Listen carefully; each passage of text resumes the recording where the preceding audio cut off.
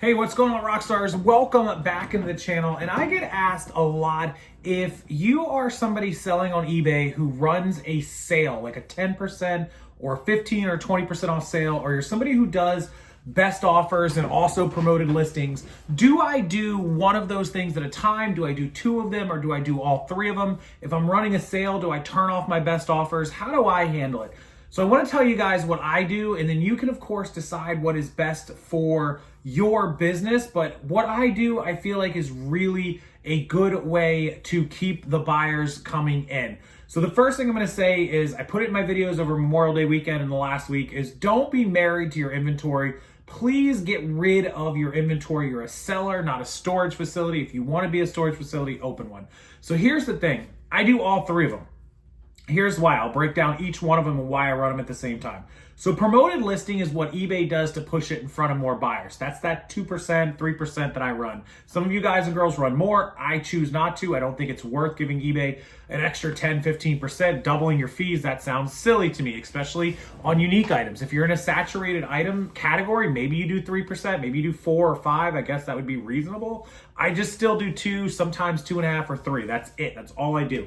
The buyer doesn't actually see what you are promoting at. They might see sponsored, and many buyers probably don't even know what that means, but they don't know whether you gave eBay 2% or 20%. So that is literally me just willingly giving up 2% or 3% just to make sure I'm getting some more traction and more views. I'm paying for some advertising. Don't forget, if only half of my items, if I'm doing say 2.5% across the board and only half my items sell and promote it and half don't, then I'm across my fee expense for the month only spending 1.25% extra, right? So I'm cool with that. If I do 3%, I'm spending 1.5% extra if half of them sell and promote it. So the buyer doesn't see that. The goal of a markdown sale or a best offer is to give the buyer the sense of getting a deal, right? They want a deal, and they don't see that in promoted. So the promoted, I keep that separate from the other two totally. I don't even think about it in the same conversation. That is just me paying eBay for an advertising fee. Okay, so that's one. Always leave that on. I never expect that as something I would turn off. So that's my first answer to number one. The second thing is best offer. So when I put best offers on, I do it because I never want to miss out on a sale over a few bucks, right? Like, I've got somebody who's willing to pay $40 for an item. I've got my item up for say 55 or 60.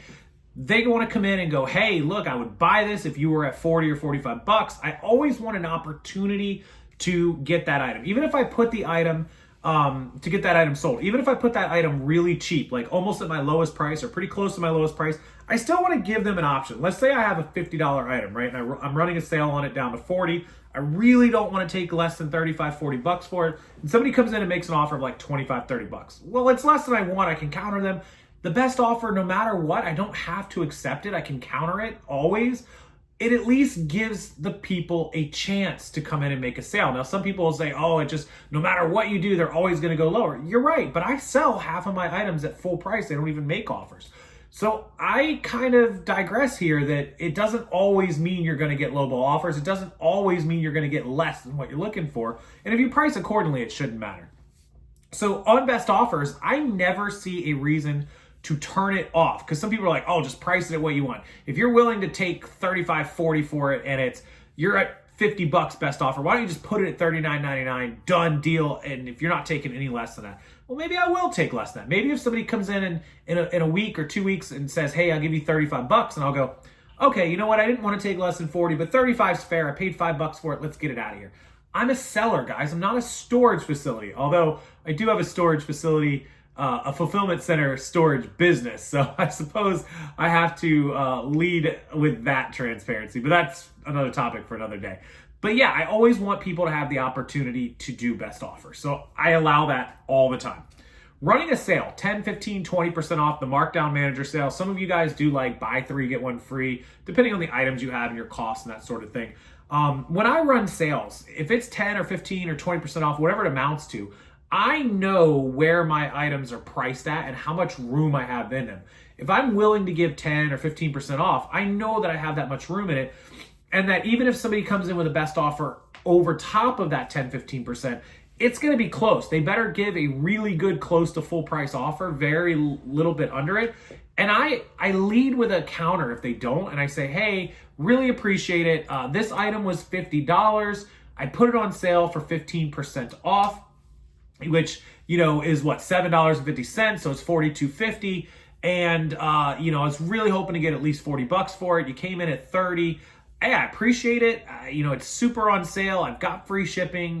This is all the stuff that I have. Let's make a deal. Let's talk about $40. I might do $39.99, and they might come back at $35. We got negotiating room, right? So the key to running a sale while you have best offer is to make sure you're priced accordingly. I'm not saying you have to jack stuff through the roof to come down. Just make sure you know your numbers, you know your prices, you know your cost of goods. So cost of goods is super important. If you're buying and paying up for items, you might leave those items out of the sale, right? Like if you're paying $50 for a $100 pair of shoes and you want to run a 20% off sale, you don't want your shoes coming down to 80 and then fees and you won't make any money. You might leave the shoes off that sale. You always have the option to exclude items. So that's something you can do if you don't have a lot of room in certain categories or certain items, is only run the sale on your baseball cards and don't run the sale on your remote controls because you don't have room for it. So you can always customize and do that. But I always make sure all my items have room. So I can run that best offer, I can run that sale, and keep the promoted going. Buyers don't see the promoted. They see that sale. They see that 15, 20% off, and they're like, whoa, I'm getting a deal. And then when they're able to make an offer, they're like, oh, I'm getting an even better deal. It's about moving inventory. So the world and the ebbs and flows of business change all the time. And one of those ebbs and flows that's changed is that it used to be people would just hold out and you could just get what you wanted, throw stuff up on the internet, put a price on it, and somebody would buy it. And it still is true. There is always somebody who will buy something at give or take your price, as long as you're not insane. But the world has changed to where holding out and waiting for a few extra dollars is not really beneficial, and it doesn't behoove you to hold all this inventory, because when you have inventory, you have what's called a carrying cost. For those of you that have storage units, you understand that you have 1,000 pieces inside of a storage unit that costs you $100 a month. Your inventory costs you 10 cents per piece per month. That item that sticks around for a year costs you an extra $1.20 per item times all those items. You understand carrying costs. If it's in your garage, the amount of room that it takes up.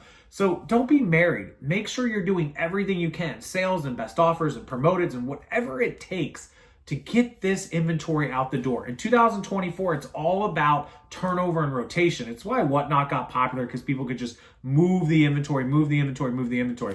And outside of the live auction shows, it's super important. Like, keep moving the inventory. A, keeps your sell-through rate high on eBay so the algorithm likes you.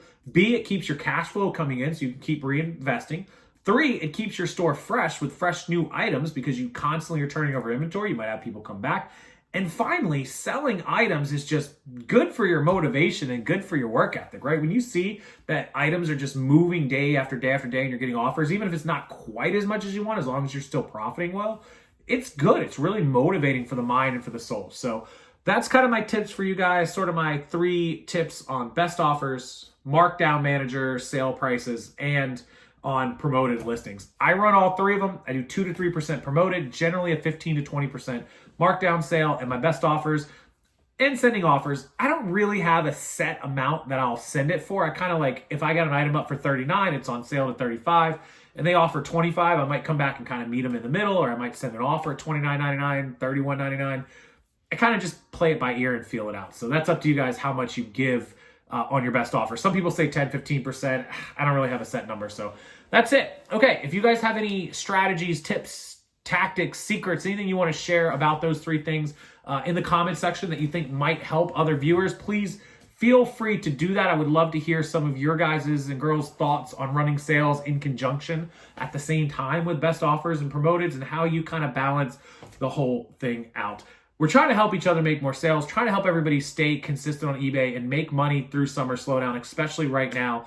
Historically, eBay's worst month is June and July. They're the worst 2 months. May's low, but June and July are worst. August tends, with the back to school, kind of picks up, but July is definitely by far the worst, and June is a very close second place. So let's help each other out. Let's help learn. Let's help the new sellers. Let's do all that good stuff. And until the next video, thank you all so much for watching. I appreciate it. Hit that like button. It turns that thumb blue. It helps the YouTube algorithm a lot. Share this video across social media, in your Facebook groups, your Instagram, your TikTok. It really means even more to me if you do that to help other sellers. Leave me a comment so I can read it and respond to it. And subscribe to the channel. Come back for more future videos, tips, tricks, hacks, secrets, business, eBay, reselling, e-commerce, accounting, shipping, and everything else involved in the world of making money. Have a wonderful evening, everybody. It is Monday, June 3rd, 2024. Thanks for watching. I'll see you next time.